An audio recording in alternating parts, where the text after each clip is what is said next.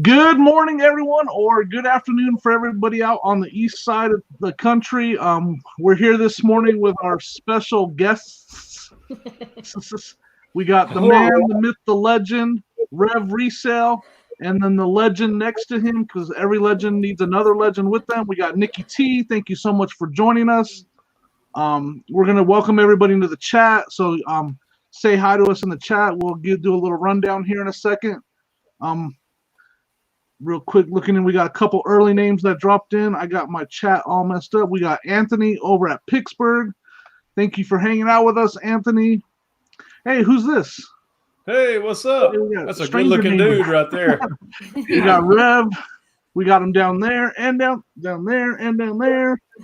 Thanks for hanging out with us again. Dave's Diggs. Thanks for hanging out with us. There's a Dabs.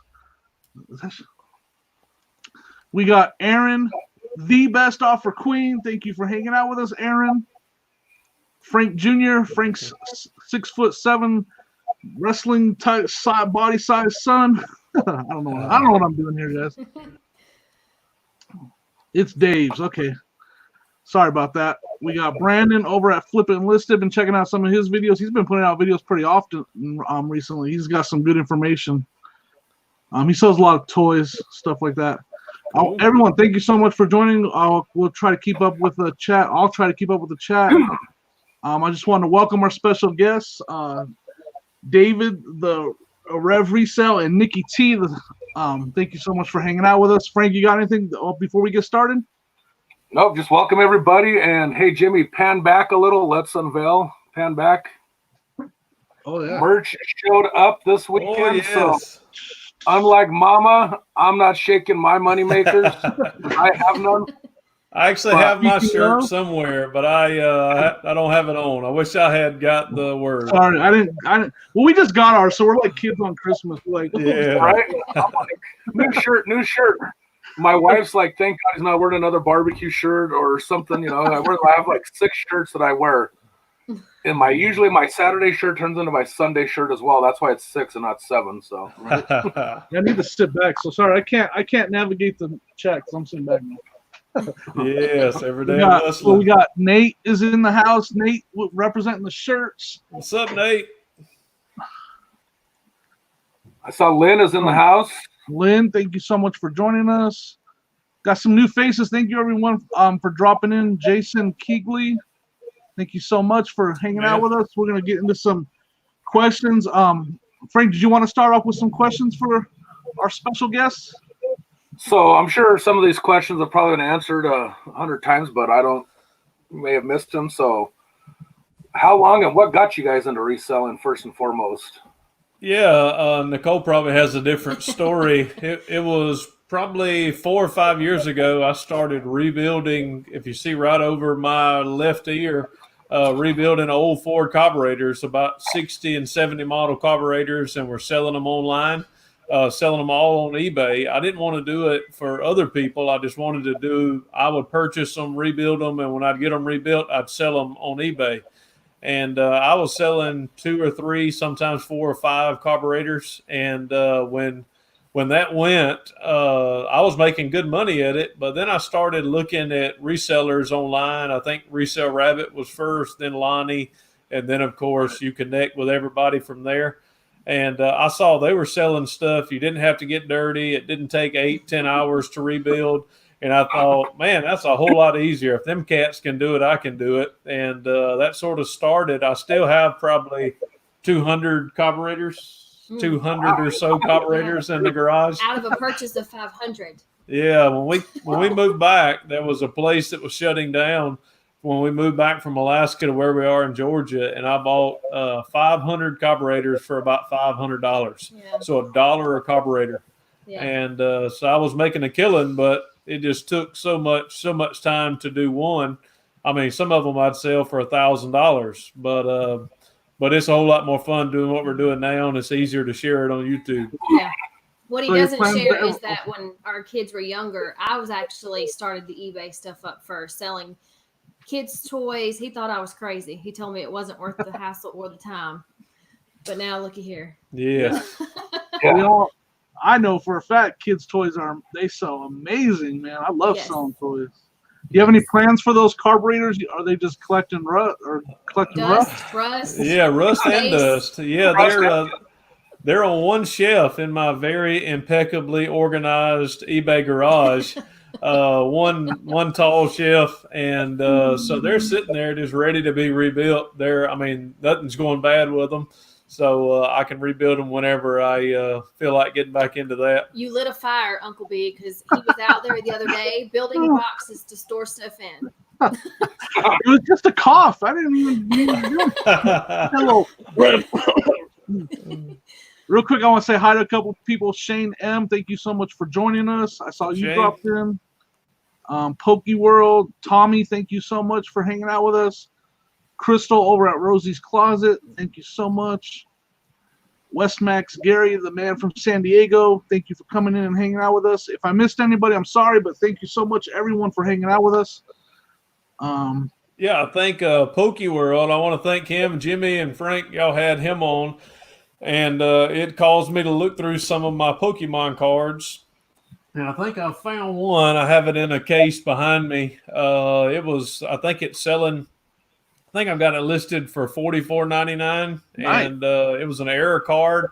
The Pokeball on the back is turned upside down. The top side's red. This one is flipped upside down.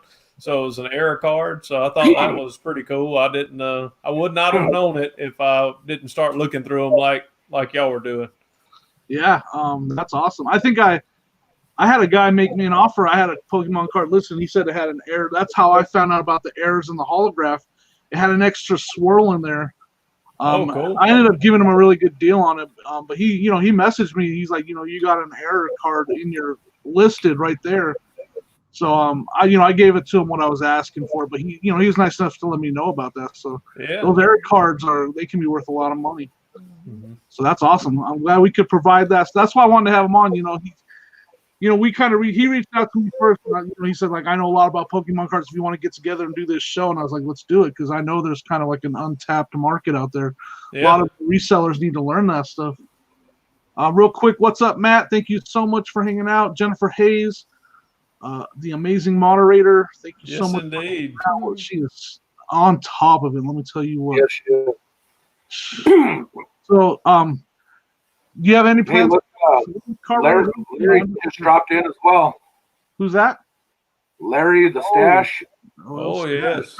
Larry, what's up? The man with the stash. I want to know, are you ever planning on selling those carburetors on eBay, like used or for parts or whatever? Yeah, most of some, not most, some of the carburetors, I actually do that. I'll still every now and again look and see if I can find somebody just throwing one up at a decent price. Because I know I have the capability of rebuilding them and selling them, 50 times what I've got in them. It's kind of untapped to sell them like they are now. So I'll just keep them, and if I feel and got time to restore one, I'll do that. And there was a little one barrel Ford carburetors. I could do probably 4 or 5 of those a week, and some of those were selling for $200 and $300 a piece. Wow. And it would take a little bit of time. So I started just doing those. So I think I have about 7 or 8 kits that, rebuild kits, or paper kits that I need to finish some of those. So I probably could get back into it. But I'm still listing from the death pile. So when I run out, maybe I'll start working on the carburetors again. So you said you have $1 basically into each one? Yeah, it was. There were some, and if I looked into what I have in them now, it would be zero. I mean, because I sold so many after I rebuilt. I probably sold 70 or 80 before I ever started selling anything else on eBay, and it was pretty cool. So I'm gonna do this. I'm gonna use this as watch this awesome segue, guys. Now, Rev, you got time into that, and your time is valuable. All right, so you do have an investment into speaking of your time. See that? See what I mean? That was really good. That was good. I definitely want to go into the subject because I think it's really great what you guys do with some of the money that you make on eBay and how you and your time, see that, back to your community and your church community and your community in general. I couldn't have you guys on the show and not let you guys talk about that a little bit. I think that's amazing what you guys do. I love to hear those stories. You could just, for people that might not have heard it, because I know you've shared it a lot, but I want, just some of the stories you guys, what you've done for your community with your eBay sales and your time. Yeah. I think a cool one coming up. We did it last year and we're doing it again this year. Once everything settles down, we're actually collecting backpacks, and we've gotten the school list from the schools here in the county, and we're actually taking in donations of all these supplies, and we're hoping to give away at least 150 pre-stuffed everything the kids need backpacks to the kids in our community here, because the community here is such a transient community. A lot of these families are on the lower income side, so they even struggle with really providing the kids with what the schools really need. So I think we're at 125 backpacks so far. That's so awesome. we're 150 is our goal to get there. So I actually bought one of the last auctions that Nate and Anthony did. I purchased, I think there were 3 backpacks, and Nicole won't let me give away Nikki T won't allow me to give away the Game of Thrones backpack to the kids. So I may resell it, but I've got 2 more backpacks to throw in for the kids. I don't feel right about giving an elementary school kid a Game of Thrones backpack. I just don't. I've watched the entire series. The series is definitely not kid friendly. So. Yeah, not elementary school. No, it's not. No. That's pretty amazing. Like I said, I love hearing those kind of stories that you two tell, and the amount of the stuff you're doing. So real quick, how can you not subscribe and follow someone like this? Make sure you guys, it's linked in the comment field down below. If you haven't subscribed to Rev, make sure you do, because he's sending these, he's putting out these kind of messages all the time. He's doing stuff like this all the time. I know, Frank, I just want one more thing I want to go over, because I love it. Because Rev he'll show you what he sold, and he'll break down, the profits, and, he's doing amazing on that end. But then the drive, I love the drive. The words of wisdom and the uplifting words that you give everybody on those drives, and you just make everybody feel better. I kind of went with that whole, one time you were talking about thankful to be a reseller, and that got me really motivated and got me going, and I was realizing how thankful I am to be doing this. And I love those drives and the messages that you give in those drives. Yeah, I think it's a good time for me too. It's those few minutes. I don't know if y'all are this way, but for me, a lot of times when I'm driving down the road by myself, I can do some amazing thinking going down the road. Sometimes I have the radio on, a lot of times I won't. And it's just a time just for me to be by myself. So I think I'm delivering everything to the post office that I sold. And it's only a few minutes. I used to do it when I would go pick up the kids early on in the channel, and I called it the car rider line because there was nothing else to do. So I did a little talk in the car rider line. But now it's just those few minutes on the way to the post office. It normally ends with a deuces and a God bless. Yep. But it's something. And I want to say this too. I don't want anyone to think that what we do on eBay is not for profit. It's we use the profits. Now, we've used some of it on ourselves. I've really not taken a salary or anything like that. We've bought some nice meals. I bought a boat and a camper, little small things, $500 deals. But it does give us the opportunity, because I have a full-time salary from the church. It does give us an opportunity to be able to bless a lot of other people in the community. And that's a hard thing for me, is to say no. We had a call last night of a guy who's just made a lot of bad decisions in his life, and we've helped his family numerous times. So if y'all could pray for me, is learning that ability of still extending grace, but being able to say no. So that's a hard thing for me, because I try to love on people so much. Right. And I think one of my spiritual gifts is giving. And sometimes Nikki T has to lasso me up and say, nope, it's not a help. I get it. No, that's really hard, because it's in your nature, like, to go get, but there's only so much you can do. And sometimes you just, you have to put that, go against your nature a little bit and realize that there's only so much you can do. I can appreciate that. Real quick. Sorry, go ahead. I'm sorry. I was just saying, waiting for the day that y'all get the blue light version of his driving, because old Rev here, he's got a lead foot. If we get a It'll be nice like a welcome back to Georgia. It's gonna be the short version of the video today. Yeah. Actually, in the video, if you ever wanted to really see an Easter egg, look up at the visor, and you'll actually see 2 yellow warning tickets that is still on my visor. Yep. And that is a reminder to me to slow my butt down. Yeah. So Right. that's Those what it's there warnings, for. those warnings came after 2 not warning pieces of paper. In about 2 months time, I pulled out the preacher card and it still didn't work. Yeah. It was like, nope. Nope. So you're saying that some of those videos where it's speeding, that's not you fast forwarding the film, that's you actually driving that fast. Yeah. That's not editing, y'all. That's just good navigating, you know. Yes. Hey, I do have a really quick question going back. Sorry. I do have a quick question going back to your backpack drive. So do you guys take used and new, or just new, or what? Yeah. Well, it's mostly new, but I mean, it is some that we take if they're still, in good condition. Of course, we don't want to give ratty bags. You understand that?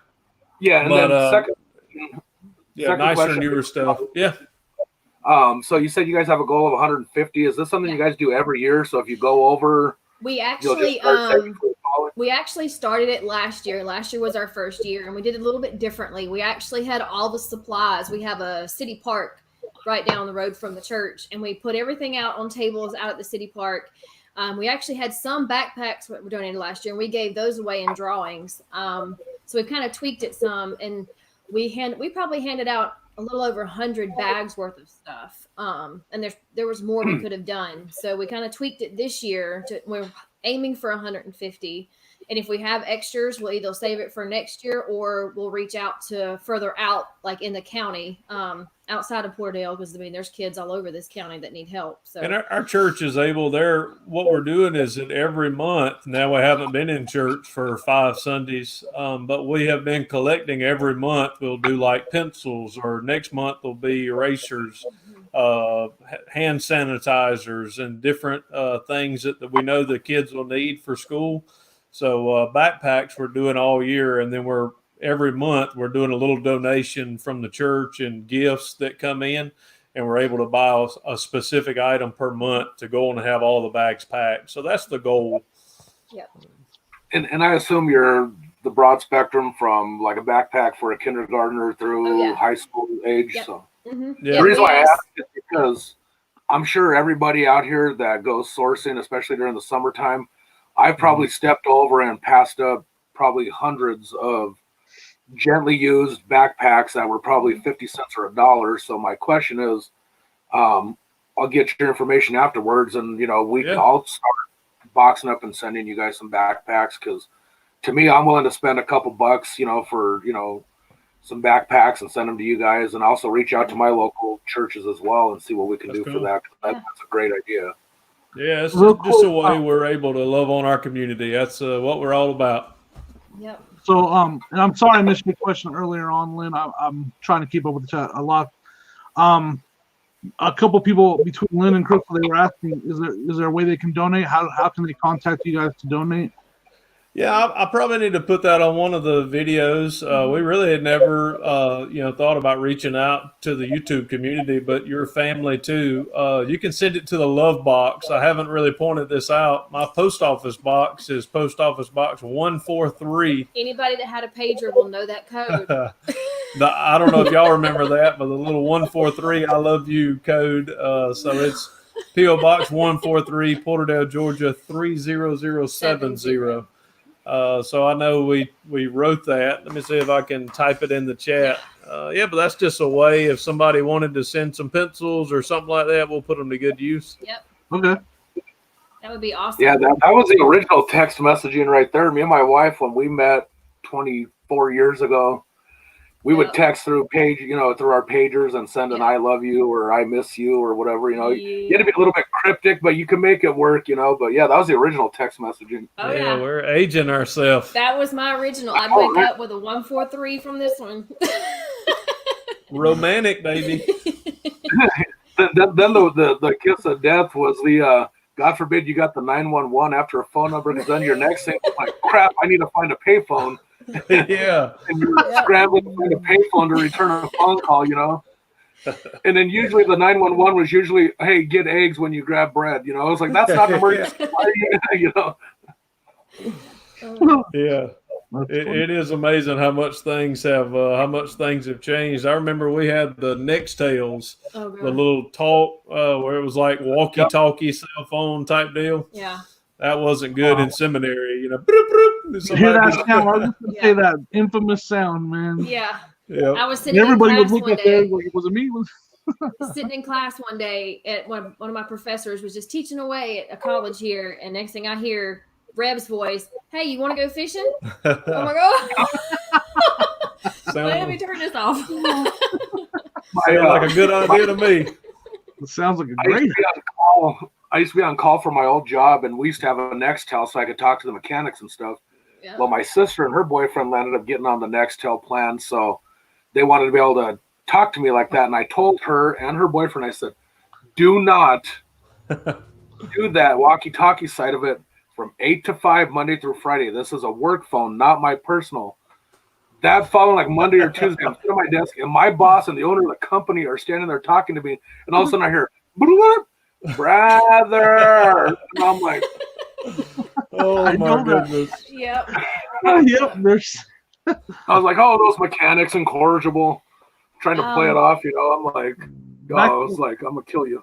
Yeah. Because I think it's so awesome. Back to the backpacks. Could you give us an idea? Like, I know you said maybe like pencils and stuff. Yeah, just simple, just stuff that kids would need. I think we've done like pencil top erasers, number 2 pencils, crayons, glue sticks, just the small stuff. Just small stuff, pens, rulers, just little things like that. The church has been really gracious about helping with the bigger stuff. So it's the smaller stuff, really. Yeah, just stuff that you can get at the dollar store. I mean, it doesn't have. I'm not saying cheap stuff, but I mean just stuff that's readily available that kids need for school. Okay. So that's what we're throwing in there. All right, cool. Lynn had a question for you. She's looking for a carburetor. Yeah, 1977 Chevy. That's we don't even allow those carburetors in our garage. We're just a Ford only guy. Oh my God. No, I actually love the Chevy Novas, but I don't have any. I know how to rebuild all the Ford carburetors, and because I'm shipping them, I shipped them all over the world. I didn't want to work on a carburetor that I wasn't 100% positive I knew how to rebuild it. So I only did the carburetors that I knew how. So it was only those Ford carburetors. So it was very specialty. But it was actually one of the Top Gear guys purchased a Mustang carburetor from me. I think I still have his note saved. I can't remember. Can't remember the guy's name, but he sent me a book back, an autograph, and all this kind of like a thank you note, and said it was one of the best rebuilt carburetors he'd ever seen. And I wished I would have known it was him before I rebuilt it, but I guess I did a good job. Very cool. Yeah.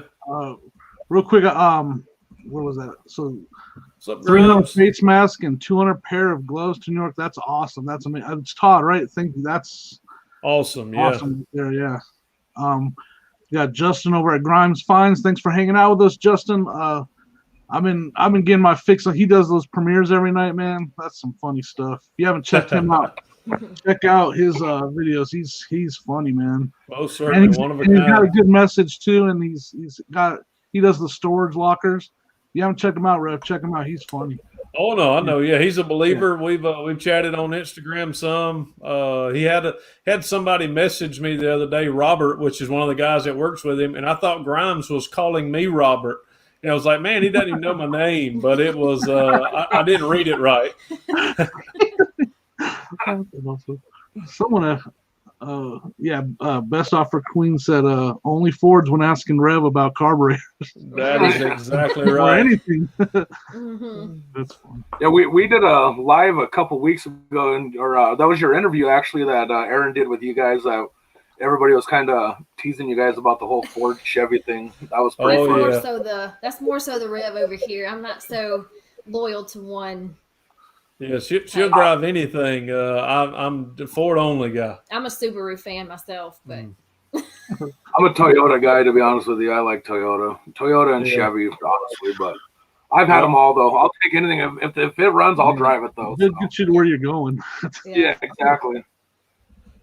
Now this is y'all's show, but I know on Friday Jimmy and Frank showed a very awesome video that we all loved and enjoyed. I laughed more since all this C word mess started with that video last week. It's pretty awesome.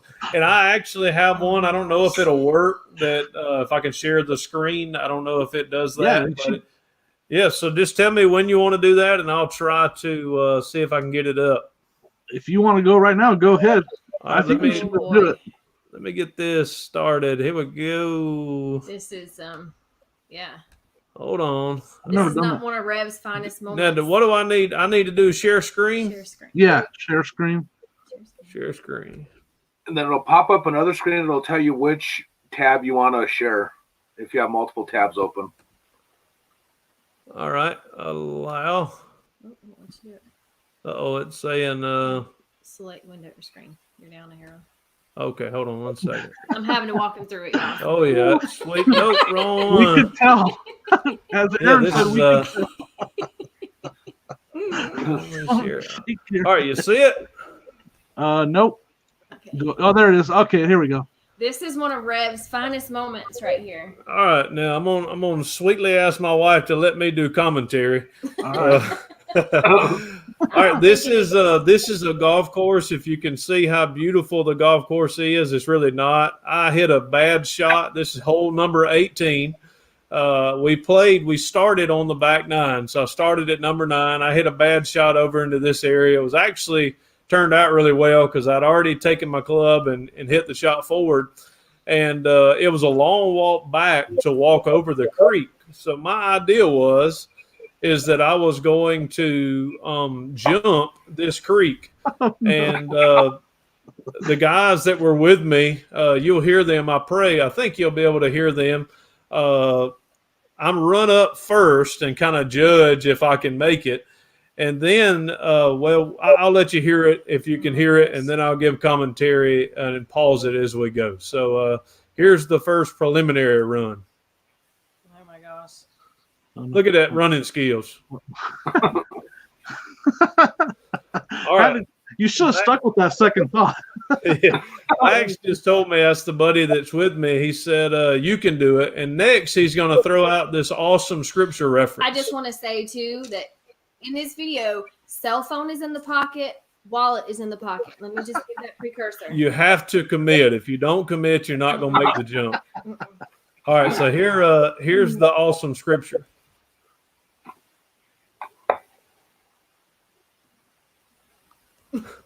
I don't know if you heard that. He said, I can do all things through Christ that strengthens me. And then he whispers and says, except make this jump.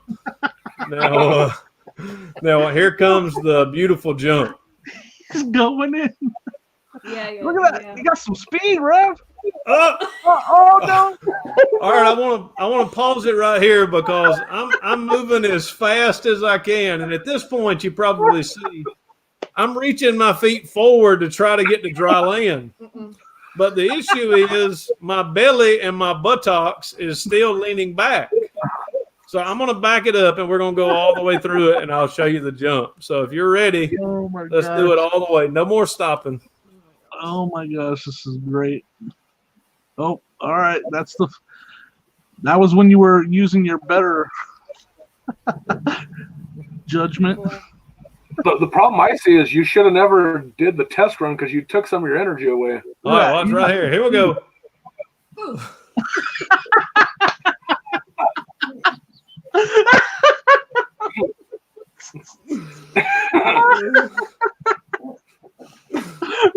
All right, that was it. Yeah, there goes the You look like you were doing the long jump during what was that called? Field day in elementary school, when everybody tried to do the long jump. Oh yeah, that was it. It was almost like you hit a wall though. Like you were going, and then also, and you went straight Yeah. down the wall. Well, you know it's bad when your Oh my husband comes gosh. back from his golf trip and hands you a pair of wet socks and just hands you socks. It's like, what is going on? Yeah, the worst part was I still had 9 more holes to play after that shot. So, but don't dare the rev. I'm going to give it a shot at least. I thought for sure I had it until I was about 2 steps from jumping. And I did not stick the landing. Let me just say that. Did you say how long ago that was? How long ago was It was probably 8 or 9 years ago. But that? You look a little bit younger there. yeah, I had a little hair and my belly wasn't nearly as big, but we had a good time with it. They thought it was really funny. So I find these are my 2 observations from that. One, you should have went with the first run because I think you spent a little bit of your energy. And I also noticed on the second run, you went back a little further for your takeoff. Yeah. So I think you overshot it a little bit. You should have, but I would have never even attempted that. Oh, yeah. The idea was I was going to build up steam, but I think you're right. I think I used a lot of steam. And but it was a miserable day, the remainder of the day playing golf, especially them laughing every hole when they see me squish with my shoes coming out of the golf cart. But we had a good time with it. I thought of that whenever I saw that awesome slip and slide last week. They when you started running on that second video, though, it was kind of like Forrest Gump-esque. I mean, you had a little bit of cloud, dust because you were moving there for a minute. I mean, you were run, Rev, run. Yeah, my arms are always faster than my legs. I had that problem in baseball too. Yeah, it sounds like they said that kind of speed out of Yeah. when you jumped and then you just like hit a brick wall, and so it's like the crowd was yelling, "Run, run, Rev, run!" and then they yell, "Stop!" and then just like Forrest Gump, you stop midair and just. It was like in a cartoon when they hit a wall and then you just kind of slid down into the water. It was really bad because I stuck my feet out to try to see if I could land with my feet. But when I did that, all the momentum was going back. So when my feet hit, then I just sat down in the water. And this was November. It was pretty chilly even in Georgia. So it was. I felt like I needed to share that for sure. Cajun wants to know if that golf club survived the trip. Oh yeah, I the golf. Good flight, but judging by the angle of the hill you're going to, and your angle was in the opposite direction. Even if you had landed and cleared the water, you were going in the soup no matter what. I'm sorry. Oh yeah, it was. I mean, there was no way with the guys I was with. I could not back out. So my only way out was to jump in the water. They wasn't going to allow me not to do it. So we had a good time. Still pops up on Facebook often. About a yearly anniversary, it pops up and somebody has to post it. So, I still shake my head, Aaron, because I think had given the chance, he'd try again. Oh yeah. Again. Oh, I can still do it. That was my next question. So 9 years later, if you came across that foe, let's call it the foe. If you came across that foe again, would you challenge it again? Oh yeah. If he dared me that I couldn't do it, I'd sure enough try. I couldn't do it, but I'd try.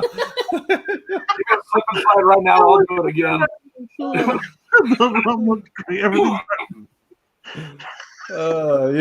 Literally, I think I lost my steam about 2 steps from jumping because I saw it and I was like, I don't think I'm going to do this. And at that point, it was over. His little legs may have been made better for running. He has no spring. Okay. Yeah. This white boy can't jump. I can guarantee you. Over at the jumping. I've got about a thimble full of athletic ability in me. Yeah. I think I'm athletic, but no. Yeah, I can shoot it. I actually, and she's talking about my jumping skills, so I have to talk about this too. The first time that I brought out that 143 to Nikki T, we were dating, and she was sitting I still own the 99 Ranger. She was sitting in the back of my truck, and we were playing basketball with a few other guys.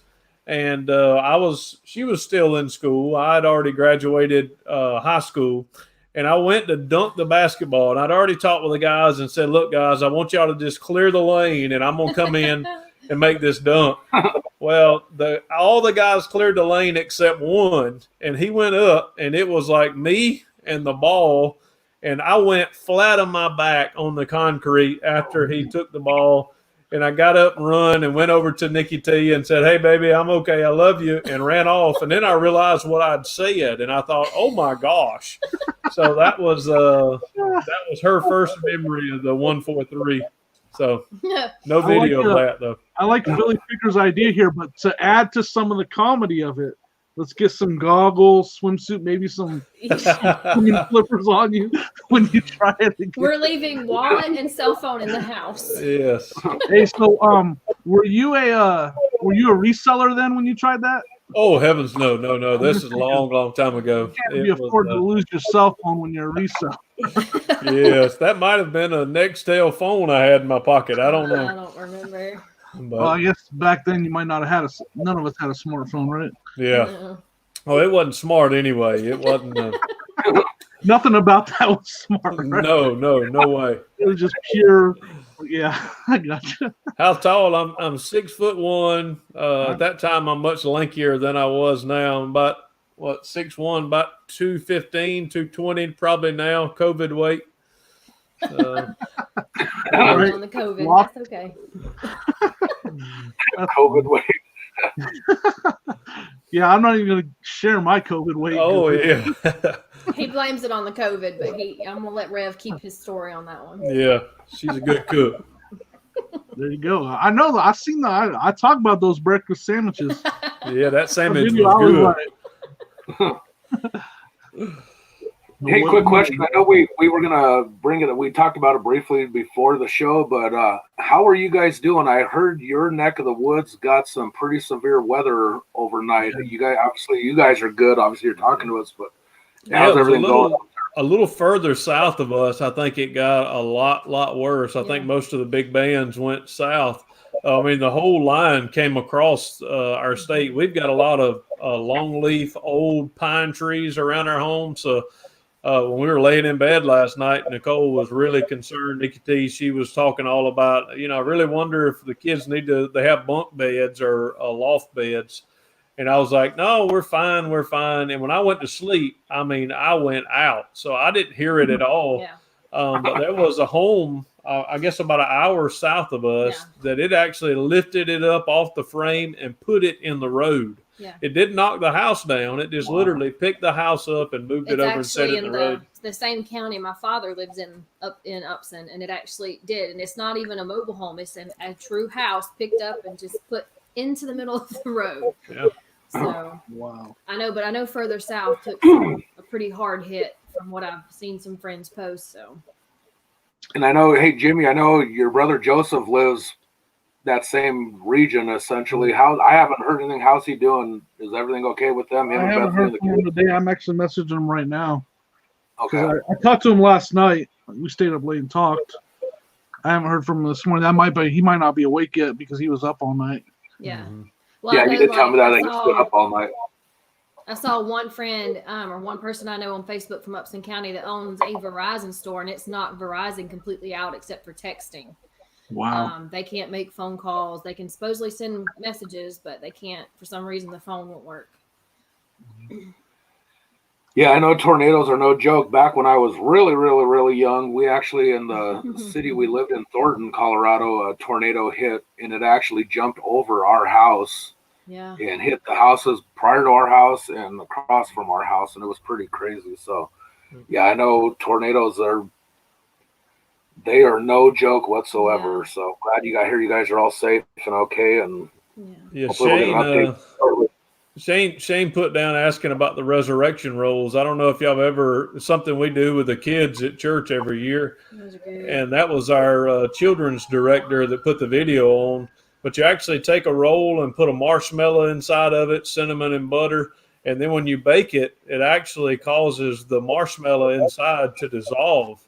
So when you bust open the roll, all it has is the sweet stuff, but it's empty. So it's the story of the resurrection. You put it inside, you close it up, you bake it for 3 days. You don't really bake it for 3 days.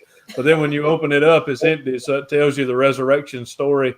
But they're jam up good. So try them. Mm-hmm. They're yummy.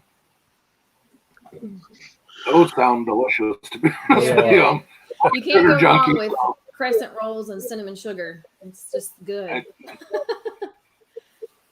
Okay, we need that recipe posted on your Instagram or Facebook or whatever, because we need to try that, because We can get them hard out to there for believe, but I sure. like sweets. I like Yes, my personal Facebook page and our church page. That's where I've been doing all the preaching, and I just posted it on there, and it actually has our children's director sharing that for the kids. So it's a fun thing. I think. Oh, I'm sorry.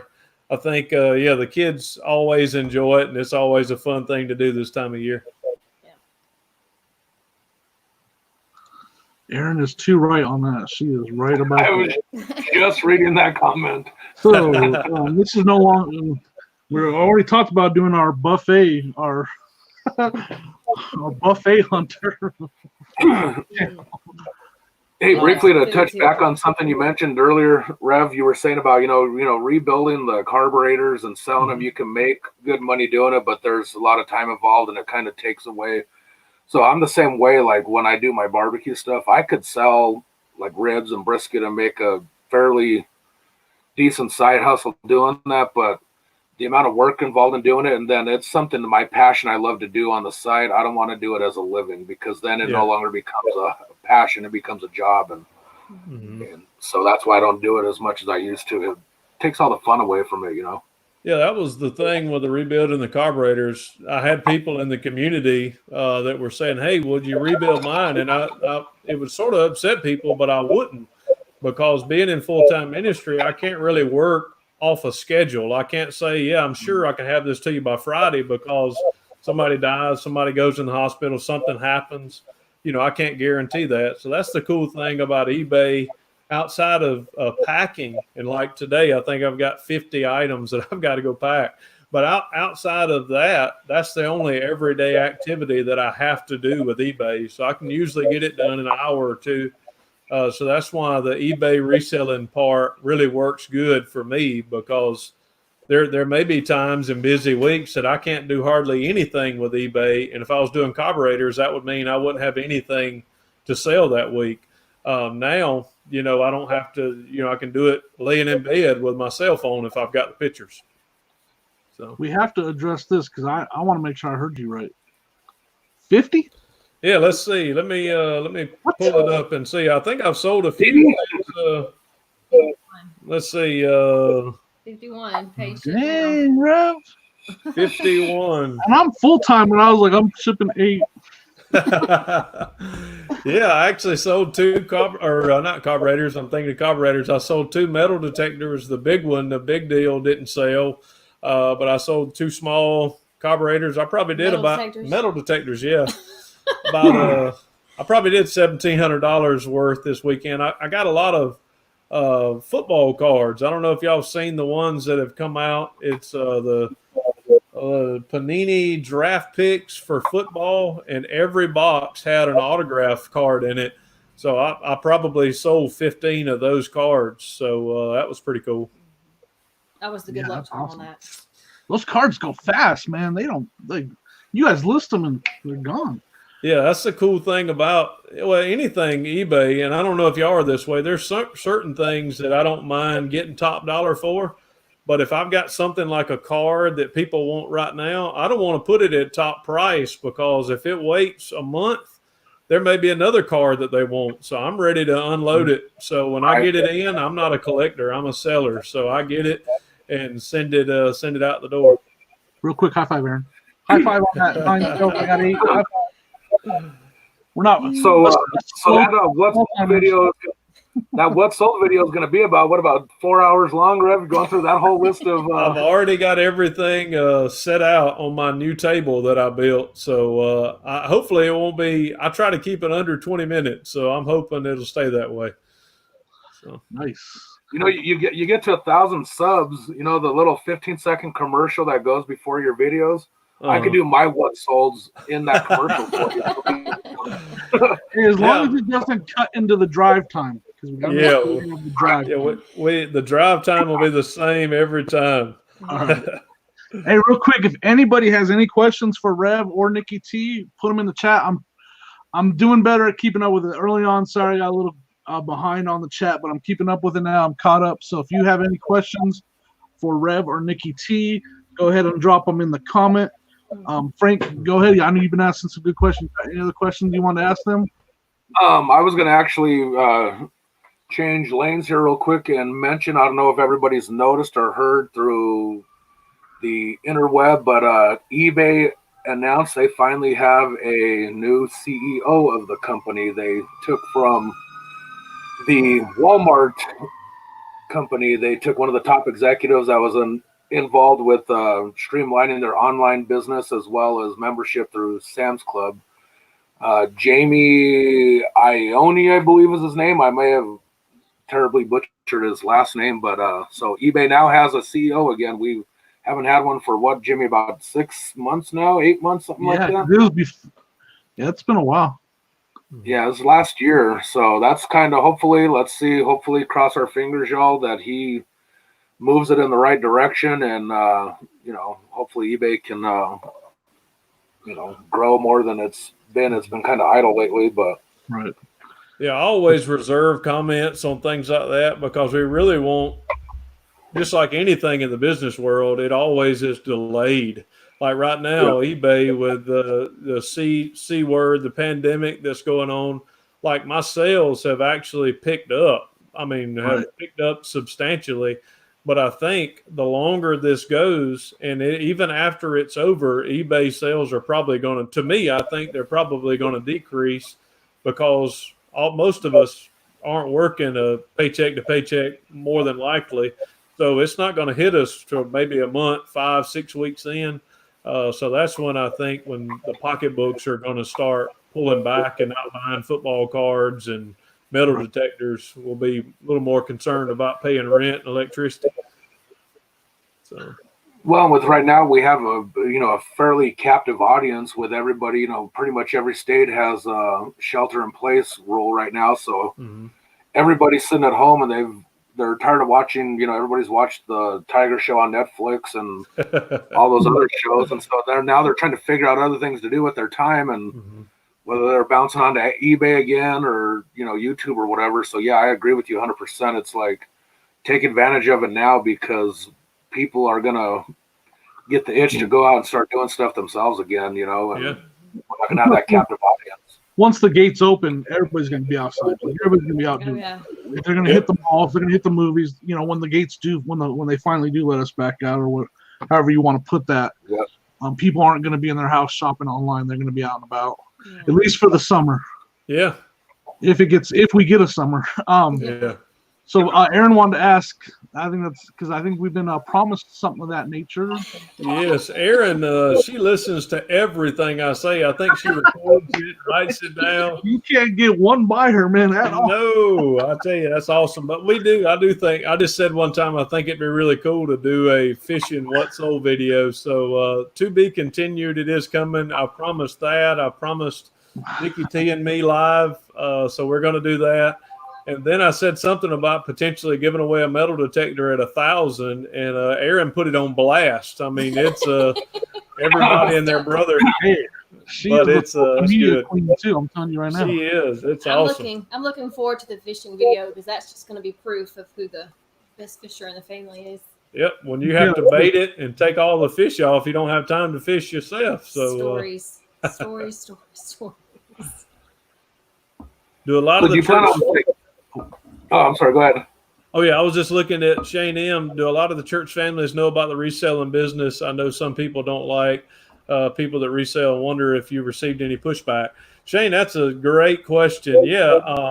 I don't try to hide anything from the faith family. That's what I call our church. So they know I'm on YouTube. They know I resell. They bring in packing material that they get from Amazon and put it in the church study. They know me, so they know I care for them and that I'm going to always do right by them as a church and as my full-time job. And then in the reselling side of it, people sometimes do look down at resellers, but I try to allow the morality I don't know if that's the right word. I try to do it the right way. So if I do something wrong, I admit it. I don't try to fib my way out of it. If somebody isn't happy with something, I normally refund it. I probably have been taken advantage of on eBay because of the way I try to do customer service. So I try to be the other side of the reselling game and treat people right. And I can put my head down on my pillow and go to sleep even when it's storming because I know I've treated people right all day. So I want to be the other side of that. And I think Frank and Jimmy and so many others are too. They're on the cool side of the reselling game. So we're hopefully going to give it a new name. Right. I appreciate that. Yeah, I agree. I mean, some of the stuff, because I had a short stint in customer service, and that's what I learned. Like, I worked with a lot of angry people that spent their days mad, and I had never done customer service. I didn't know what I was doing. And I was able to learn pretty quick that they're the ones that are making mistakes, being angry with the customers and always being upset. And I kind of just took the positive approach, and I was always nice to the customers and said sorry and stuff like that. And it paid off so much. Like, my job became so much easier when I started doing that. Kill them with kindness is what I would say, and I would always try to tell people that I'm working with, just kill them with kindness. Your job will be easier. And they would just walk around upset and angry all the time. And I was like, sugar goes a lot farther than vinegar. So exactly. Yep. I always say go ahead, Frank, sir. I was just gonna say I always use the analogy. I take the mafia mindset on the business, on the reselling. It's nothing personal. It's just business. Yeah. So in order to maintain a good business, you got, like Jimmy says, you got to put on your happy face, deal with each, issue you have individually. Again, if you let it fester from the last guy that had a problem with a sale, and you let it add to this one, and I do it. I try to do it now with everything in life. God knows, I had a life-changing event with wife last year that really changed my outlook on a lot of things. Mm-hmm. So yeah, again, I'll talk with Jimmy on the side, and I'll be like, "Oh, this person sent me this message, and I'm so frustrated. This is what I typed out." Right. And I hit the backspace button, and then I'm like, "Yeah, no problem. I accept 100%. Return." Blah blah blah. It feels so good to write it out one time. Just type it out. You're gonna erase it, but it feels good to get it out. Just don't accidentally hit that send button. Yeah. I type it out, I read it, and then hit backspace, and it's like, okay, I got it off I got it off my chest. You know what I mean? So I wanted to hit, because we like to hit on the hot topics, and I don't want to go too much into COVID or whatever, but I thought this was a good topic to hit on, because what are your guys' thoughts on that? Because I know we're big sports fans. I know Rev is a big baseball fan with his Atlanta Braves over there. Mm-hmm. What are your thoughts? And Nikki T, what are your thoughts on that as well? Like the kind of things that that's a question. What kind of things do you go do? Do you go to the sporting events with Rev and stuff like that? I What are you do. guys We absolutely love going, like you said, to the Braves games over at SunTrust. We've enjoyed it. Well, Truist Park now, but horrible name. I hate it. Yeah, but that's not Braves. But yeah, we enjoy going out. Honestly, I think it is going to be interesting to see. I think some people will go back to what we used to know as normal, but then I don't know if there's going to be, I believe there's going to be a new normal. I think you're going to have a lot of people that are going to have this in the back of their mind, when we are back out and things seem to get back to what it used to be. I don't know if there's going to be an old used to be anymore. Right. It just makes me wonder, because I think a lot of people are nervous and unsure about what this means for here on out.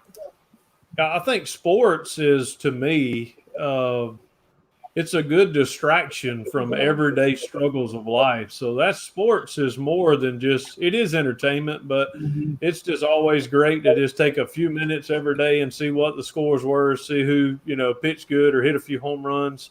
So there's so many things that sports does for our culture that, to me, helped me out a bunch. And it was kind of a release every day. And now that's YouTube. Now that's watching y'all's videos or watching different things on YouTube. I've even watched some old baseball games on YouTube just to get a little bit of sports in my system. But I agree with Nicole. I do think, we're not going to rush back to things that I really, to be honest with you, I found out there's things that I gave a lot of energy to that really wasn't worth it. It wasn't giving me enough back. So my new normal is going to be paying attention to those things that are most important. And because that's all we can do now, family, faith, all of those type deals. So I don't know if we're going to give as much energy to things that are not as important. I think a lot of people have gained some new appreciations for stuff that we definitely took for granted. And I think, we're talking about stadiums and arenas. I think, granted, a lot of these, athletes and these famous singers and all that, I mean, right now they're not really hurting in a financial way, but then at the same time, they're not able to do something that they love to do. They've been sidelined in that way too. So, I think for them, I'm sure their hope is that when everything's back up and going, that people will come back out and enjoy and share a passion that they love. So I think it's a double-edged sword for everybody. Yeah, I mean, it's hard to feel bad for athletes and celebrities, but that's a great point, Nikki. Like, imagine if you were told you can't do the thing that you love to do. Like, that'd be hard. I mean, that'd be hard. Like, for me, like, I imagine being told I can't do this every day right now, and I can't. Yeah. I have to stop reselling, or I can't take my dogs for a walk. Yeah. Imagine if I was told that kind of thing. Like, I know it's not the same, but it is. Right. Like, that's to them, that's what they love to do. Yeah. They can't even go to facilities and work out and stuff. So yeah. Mm-hmm. Go ahead, Frank. Sorry. So I'd say here's three quick things I'll point out. One, in a way, yes, we are being, the sourcing part of it, that's been taken away from us. Yeah. Mm-hmm. So, then I look at like my daughter, who's a hairstylist, who her career has been put on hold for 2 months now.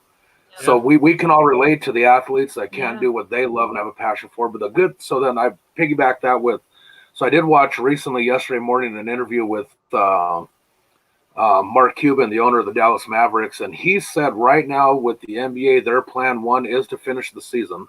Yeah, that's their plan right now. But I would second that with, they said if once they decide to start playing again, it will be in empty arenas for a period to make sure everything is either state level or on the decline from the So that's right now. That's what the NBA's plan is, to start up the season again, but do empty arena for the time being until it's safe for people to start congregating together. And Yeah, I think even baseball said that, of putting everybody in Arizona, which is fairly close to y'all, have all the teams play there, play a lot of doubleheaders, play with empty dugouts, and put actually the players in the stands so they can be so many feet apart.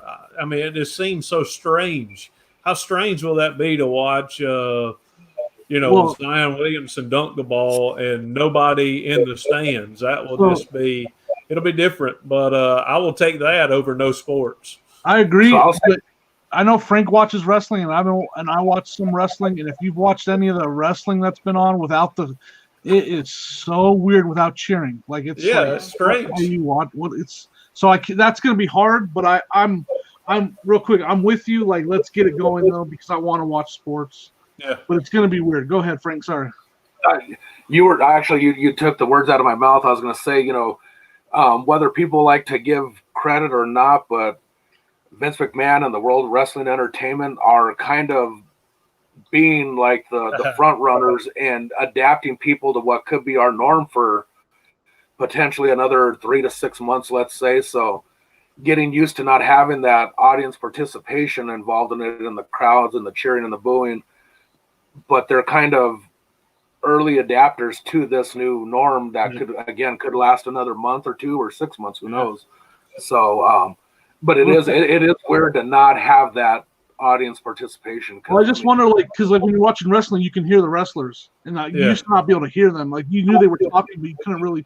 Now you can hear everything they're saying. Like, I wonder in baseball will it be easier to hear the players, in football and basketball. I know you'll be able to hear the players in basketball. Well, that's one of the things in the spring training that they were doing, and I think it'll help baseball on TV, is they were miking up players. They had certain players that actually had a microphone on, and to me, man, that was awesome. I mean, because I played baseball in high school and in college, and some of the best trash talking takes place with baseball players. So are they gonna have like a little speech before every game to like, hey, keep it G-rated and stuff like that? Yeah. You know? That would be hard. Freddie Freeman, I think, was mic'd up in one of the games, and I mean, just hearing his banter with the guys at first base, it was must see TV. So I thought it was really cool. Just real quick, while we were on, Simply Dana had a premiere while we were on. So if you guys don't mind, after we're done here, go check that out. Sorry we missed that. But yeah, just real quick one. Jennifer was just saying that in the chat. Yeah. Dan said, make sure you don't miss the 1997 Spelling Bee on ESPN. Epic. That's sports today. Epic, baby. That's right. That's funny. All right, got another offer for a book, y'all. So I'm on sale 54 now, 52. Holy. I got some sales this morning. I think I got 3. Yeah, me too. Yeah, I got again, WWE figures are fire right now. I'm selling them at least 2 every single day right now. Yeah, I don't know how y'all do it, but for me, every Friday after I ship out my orders from Thursday and Friday, I always ship about 3 o'clock. So in just a little bit, I'm gonna go out and get all that done. But on Friday, I put my store on sale. I don't do it during the week, but on Friday, Saturday, and Sunday until midnight on Monday morning, I'll do a stair step sale, and it has helped. I mean, it has really caused things to rocket and move out the store. That's usually how I do it. Right now, I have a permanent sale going because I'm doing a sale and then I'm sending out offers on the weekend on top of that. So, you know how it locks up your listing for 48 hours or whatever? Mm-hmm. So come Fridays when I send out my offers, so I'm doing the sale and I'm keeping that going, and then I'm doing offers on top of that to try to get a bigger discount for my watchers, and that's helped me over the weekend because I see when I start sending out those offers on Friday, the sales start coming in pretty quick after that. Yeah. And then that way my listing's only locked for the weekend. I don't like when my listings are locked because you can't mess with them. So I only have about 500 listings, and it to me is really amazing whenever you list stuff and you list it at a right price. It's just like everybody else, Walmart or Kmart or you name it. I don't think there are Kmarts anymore. Nope. But if you put things on sale, I've seen a lot of guys they'll upcharge. They'll do like the diamond ring sale. They'll list it for $2,000 and then put it on a 90% discount. To me, I actually put the price up where I want to sell it, and then I'll give a 10% discount. And man, it really helps my sales. I may not be getting top dollar, but stuff's flying out the door. Hey, I appreciate it. Nikki T bought this for me. Hey, that's awesome. 26 packages. Nice. It is, yeah. You just recently went full time, so you're already hit the ground running. Nice job, Casey. Yeah, Casey, good job. Yeah, for sure.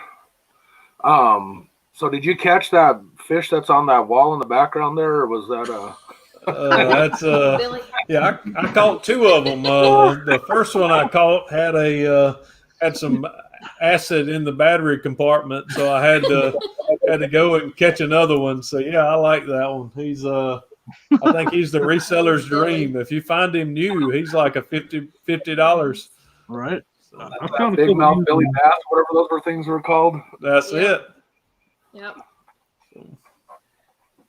Yeah, I had a quick sports question I have to ask you, if you don't mind. If everybody doesn't mind if I ask a sports question, because you're a Braves fan, right? That's right. Bring it on. All right. So the first question is, who was your favorite pitcher out of the big names? They had Maddox, they had Glavine, they had Smoltz. Who else did they have? There was one other, Avery. Who was your favorite out of those big names, or did you like them all equally? Oh yeah, they all were like growing up. I was born in 1980, so I'm turning 40 this year. So I was like, that was prime time to watch sports whenever they were rocking and rolling. I got to meet John Smoltz and I got to meet Tom Glavine. I would probably, and one time I said Tom Glavine a few interviews ago, but I would probably change it and say John Smoltz. He was a starter, wins 300 games, and then goes to the bullpen as a closer and just dominates there. And now he's an announcer and using his voice. So as an old baseball player, I can kind of use my voice now. So I think John Smoltz would probably be it. You put him in a playoff game, I would take John Smoltz over any of them. And then on because Dan just made me laugh with this question is going up. I'm sorry, Rev. Because this is kind of along the line of that question. They only won one World Series, right? Oh yeah, that's right. How? Like with that pitching staff, how? Oh, it is impossible to run that. If you ran that back again, they would probably win 5 or 6. Yeah. It always seemed to work against the Braves, from Kent Herbeck pulling the guy off the bag. I mean, I remember that. You named so many different things that went wrong for the Braves. What Big Joe for the hitting the home run for the Blue Jays. There were so many of those type things, but Sid slid was pretty awesome. Cabrera hitting the home run down the left field line was awesome. So there were so many. We won so many games, so many series, but we just couldn't get over the hump except that one year. But if we play, this year is going to be the year for the Braves. So mark it down. The Rev said, Kuna, you name it, Austin Riley, good year for the Braves. And then Dan had to ask this. Oh, I don't know that number. I can't. Something's wrong with my eyes. I can't see that number there at all. Just a big blur. Oh my, that's the ugliest number. I was confident, as everybody else in the Atlanta area was confident, but yeah, it's an ugly game. Rev, I'm gonna take the fall for this one because during that Super Bowl, I was actually with some friends. We were doing some barbecue stuff. We're watching the game, and I posted on Facebook. I said, "Welcome to the 5 Super Bowl loss club, New England." Ooh. And literally, as soon as I posted that, Boom. That game flipped on a dime. So I apologize to everybody in Atlanta for that. That was my fault. I own that one because I jinxed them because.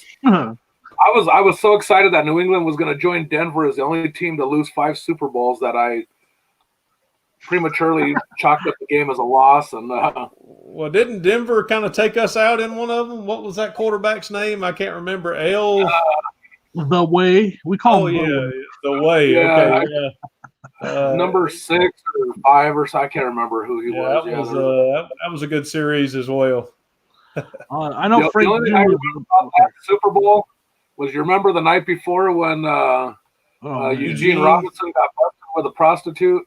I remember that one. Right before the game, I was like, dude. Yeah, he was ugly too. I'm sorry, I shouldn't have said that. I got thumped under the table. Come on, man. The other thing he's famous for was the year before he played for the Green Bay Packers. Before, and he was seen on the sidelines yelling at the rest of the defense, saying, "We're not playing the Denver Broncos. We playing the Indianapolis Colts. We playing the Indianapolis Colts." Like talking trash about Denver, right? But talking crap about the Colts at the same time. Mm-hmm. Well, what he doesn't remember was one of the only games the Packers lost that season was to the Indianapolis Colts. Yeah. Earlier in the season. So I was like, hey, jerk, guess what? You lost it twice then because the Packers lost to the Broncos again. So. Yeah, Frank is just asking new stadium or the old one. Of course, Fulton County Stadium was, I can go that far back, was pretty awesome. Of course, all the great home runs that were hit there from Hammer and Hank. But yeah, we like Truist Park. We don't like the name, but there's not a bad seat in the house. I mean, from nosebleed to front row, you're right on top of the action. So it's a cool stadium. Terrible parking. Parking is awful. Yeah. Terrible. Turner Field wasn't that old either, was it? They built it for the Olympics in '94, correct? Yeah, that was in between those two. And Turner Field was nice as well, but, they wanted to move out of town. They followed the money. I think everything normally does that. So they went outside of Atlanta and went northeast and followed the money train. And the whole place, the Battery, everything around it is like top of the line restaurants and hotels. So they're set up for success there if we get to play baseball. Yeah. So you briefly touched on the name. Was it Sid Bream that was famous for? Was it the NL championship game when The he slide. slid into home base, and like I just remember it looked like he got shot because he was just laying flat out, and they called him safe. He looked like he was running, trying to jump a creek, like I did earlier. I mean, he was. He had like he was knee running, braces and everything. He had like all kinds of knee braces, ankle braces, every he kind was of brace. running as fast as he could, but it did not look like it. It was like Like slow. It was a I'll good tell you, slide. I mean, back in the early '90s, I was a huge Atlanta Braves fan. I loved that team with Ron Gant and David Justice, and Yep. you know Sid Bream. Ronnie Smith, yeah, Sid Bream, you name it. Greg Olson. Yeah, Yep, good I saw guys. a weird statistic Yeah, there on we go. Facebook the other day that I think it was Greg Maddux walked 377 batters in his career, and over half of those were intentional walks. Yeah, He just Apparently he had a walked temper anybody. though, huh? I went to Southern Cal on I was a pitcher, and it was a camp between my senior year and my first year in college, and he was there, and he actually did I pull you out? Tom Glavine was on the mound, and he was pitching, and it was on a dirt mound, obviously, and he had spikes on, and he threw like 40 pitches, probably at 80%. And when he got through, he walked off the mound and encouraged all the pitchers to come over. And Glavine and Maddux all were the same way.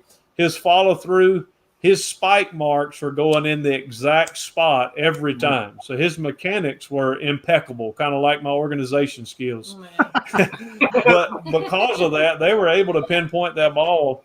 And now baseball, everybody's trying to throw hard, trying to throw funky, and they're overexerting themselves, and you're losing a lot of that pinpoint accuracy. That's what those guys had, man. They put the ball where they want it, and they made the batters get them out. And to me, that was much better than a strikeout. If you ground out to the second baseman, it still counts as an out. I can talk baseball forever, so Yeah, I I'm want to. No, I want to talk about the organization. So I may or may not have had a little cough and mentioned something about Rev's Garage. But karma bit me. Yeah, I may or may not have commented on that. I don't know. No, you may or may not have. Not just a couple days later, I'm looking for a video game. Never did find that. I moved everything in the basement. I still haven't found that game.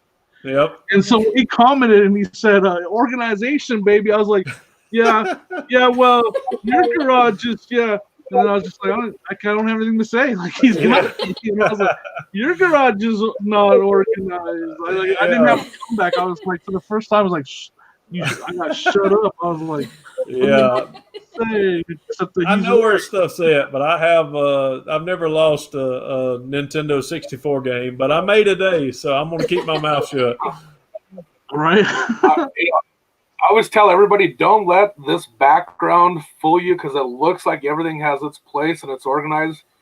This is only a third of my room. The other 2/3 is a train wreck. I mean, it's kind of, sort of organized, but it's not. I mean, I'm your average typical reseller, you know. Yep, me too. Ghost just like you, right? Baby. Red has a trail. Organized are my clothes. Mm-hmm. Clothes are the only thing I have organized that has dialed in perfectly, but everything else is a train wreck. Aaron's talked about this. My bad memory is well documented, but I'm pretty sure I sold that game and somehow I relisted it. Yeah, sometimes eBay and you'll do a double listing originally and not notice it, and it sit there. That is tough, and that does happen. So, because that's what I was telling my wife, I was like, I know this game is already shipped out. Like, that's why we can't find it. Like, I'm 99% sure I sold this game. I don't know how the listing became active again. Yeah, it's not like I had, it's not like I had two of them. I didn't have a quantity of two or anything. Yeah, sometimes I'll do sell similar, and I don't know if you've ever done that, and you'll do sell similar on the other item you had 2 or 3, but on this one you only had 1. Yep. And if you don't change the listing, sometimes you can mess yourself up. But a good thing, and I only have 500 items, a good thing is during this downtime is going and doing inventory, looking, because I found items when I was doing this organization. I found items that I thought were for sale, but I looked online and they were no longer there for sale. So I've had to list a lot of things that I already thought was listed. So it's a good time to go back and do that. Yeah, I found those controllers that I and I'm not blaming her, but my wife helps me put inventory away every once in a while, and sometimes she'll grab the wrong tub, and that's what happened with these controllers that I had. She grabbed the wrong tub and put it on the shelf with the listed stuff, and that's why I found all that Nintendo Wii stuff. I was like, oh, look at these controllers. I don't have any Wii controllers listed right now. It's a tub full of video game stuff that ended up on the listed shelf, and I was able to. But it turned out to be perfect because I was able to take that stuff and it all sold like that. Oh yeah, that stuff sells like hotcakes right now. You're I'm gonna be in the trouble now. I said it wasn't her fault. She just put it away, not knowing it wasn't listed yet. I'm gonna be in trouble. Luckily Amanda, I just tell her, I'm like, as much as she wants to try to help me with stuff, I'm like, babe, this is controlled chaos right now, so just let me do my thing, do your thing, and I allow Nikki T. She helps me on the front end. She doesn't mind the yard sales and the buying. Now let's hear what she has to say about that. But leave her out of the listing. You can say. I like his choice word of allow. Allow. That's funny. Should have left that one out.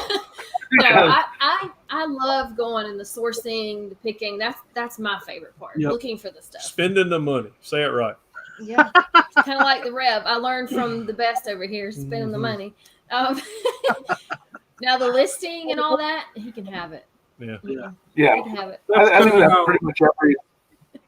I think that's every spouse, whether it be a female with her husband, where the husband doesn't want any involvement with it, or the men with the wives or whatever. Yeah, my wife's the same way. She loves to go to the thrift store. Most people cart. Sorry, what's that? Go ahead. Sorry.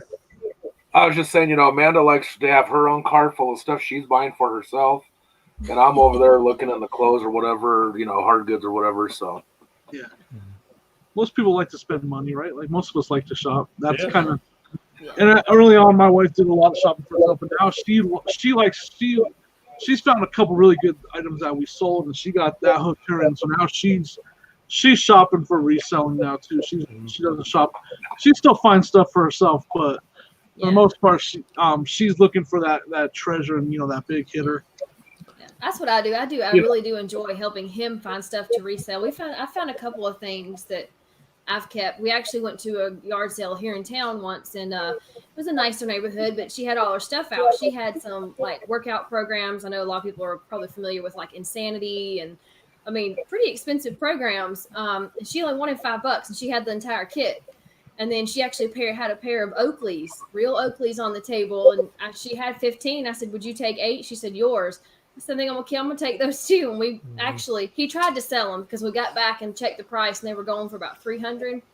I still have those. They're in my purse. Never mind. Yeah, I think most of the Insanity, you can't even, I think they're Veroed. I don't think you can sell those. So I have both of those things. Yeah, Yep. I didn't even know that. I think at some point, everybody always sees the Facebook memes or whatever, but I think sometimes my wife and Jimmy's wife, what used to be like, I'd be like, hey, me and Jimmy are going to go to the thrift stores and buy some stuff. And I almost was waiting for them to be like, why can't you guys just go to a strip club or a bar like a normal husband? Yeah, go hang out at the thrift store. Yeah. I'll spend my dollars there and get money, really get something back, Right, exactly. Yeah, I agree. It's a lot better than that.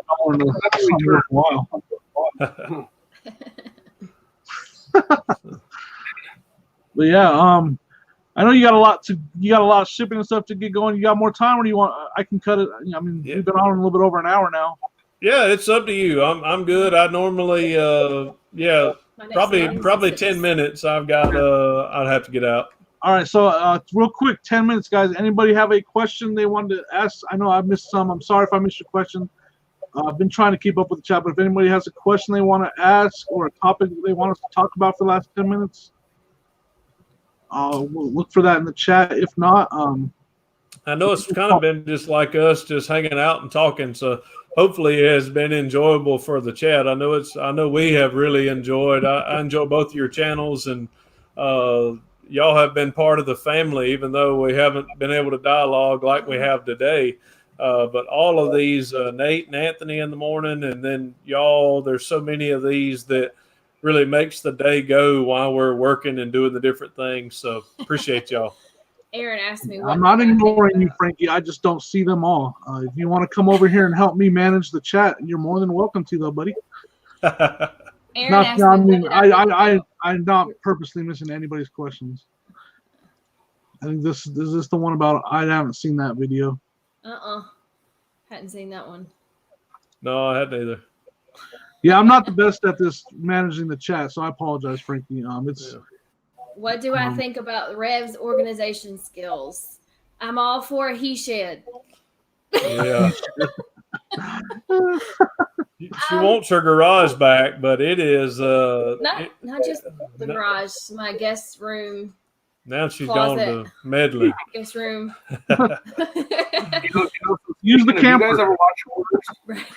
You guys ever watch Hoarders on TV? Yes. Mm-hmm. So I watched an episode yesterday. There was a lady from Colorado Springs, which is about 60 miles south of Denver. This lady had her 5-bedroom house. Her 3 kids moved out of the house, obviously.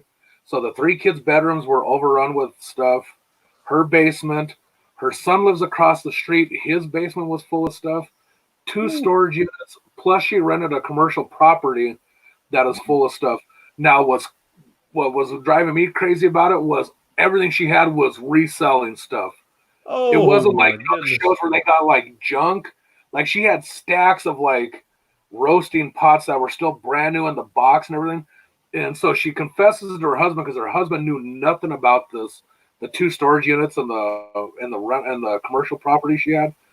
And he was pissing and moaning at her with all the stuff she was buying from garage sales, and he holds up like vintage Sony Walkmans. He goes, "These are junk. Nobody even wants these. Why do you?" And I'm like, "I'll take them." I'm like, "Where's your address? I'll take it all." You know, it was crazy. That was the first time I'd ever seen somebody have all like really good reselling stuff on that show, and I was like, yeah, that would be the time that you would zero out the PayPal account to just, hey, I'll clean it out and I'll actually give you, and just unload and say I'll take it all. Yeah. Right. All right. Well, I think I'm gonna wrap this show up. I know you're just teasing with me, Frank. I'm just messing with you too. We like to joke around with each other. So yeah, I'm gonna wrap it up if that's cool. I want to thank you guys so much for hanging out with us. If you guys had anything you wanted to close out the show with. Yeah, I just appreciate it. Thank you again. Thank you for everybody in the chat. Y'all give it a thumbs up, give it a like. I'm at 664, and if anybody sees me get to 666 subs and you're not, going and sub me one. I don't really like that number. So y'all, find a friend, tell them to sub at the same time. That's true. Jump over that number.